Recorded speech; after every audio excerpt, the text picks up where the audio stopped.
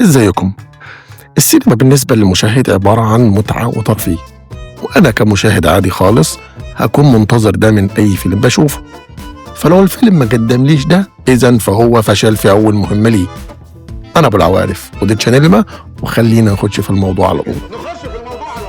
في نوع كده من الناس أول ما تقول رأيك في فيلم يقول لك هو أنت هتفهم أكتر من فلان اللي عمل الفيلم ده مثلا.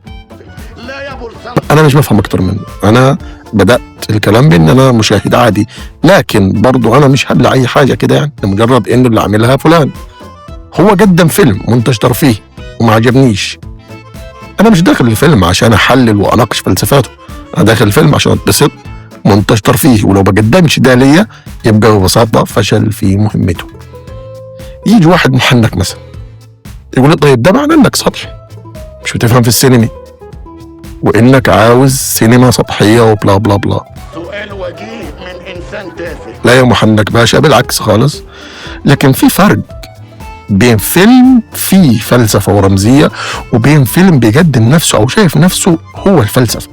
يعني مثلا فيلم 7 ديفيد فينشر فيه فلسفة وفيه رمزية بس ممتع جدا، ما خدش مني وقت أو مجهود عشان أفهمه، ما خلانيش أحس إن أنا في محاضرة مثلا. أنا كمشاهد ليا الحق الكامل إني أقول رأيي طالما صنع المنتج الترفيهي ده عرضه في عرض عام، ولو مش عايز حد ينتقده كان صور الأفلام دي مثلا وخلاها في بيته. طالما الفيلم اتعرض للناس خلاص بقى متاح للنقد. الفيلم الشاطر بقى هو اللي يقدر يجمع بين الاتنين، يكون فيلم عميق في نفسه، فيه فلسفة، فيه رمزية، ولكن واضح، وفي نفس الوقت يقدم لي ترفيه بدون ما يستخف المشاهد مثلا. السينما باختصار مش مقدسة، مفيش حاجة اسمها قدسية السينما، مش كل فيلم تفلسف بقى عبقري. لو أنا ما استمتعتش بالفيلم يبقى الفيلم فشل في مهمته أيا كانت فلسفته. أنا كمشاهد مش مطالب إن أنا أحل ألغاز مثلا، أنا عايز أتفرج وانبسط وأفكر بالترتيب ده، أتفرج أنبسط أفكر. وأخيرا قولوا لي إيه آخر فيلم اتفرجتوا عليه وهل نجح في مهمته ولا لأ، إن هو يقدم لكم متعة وانبساط.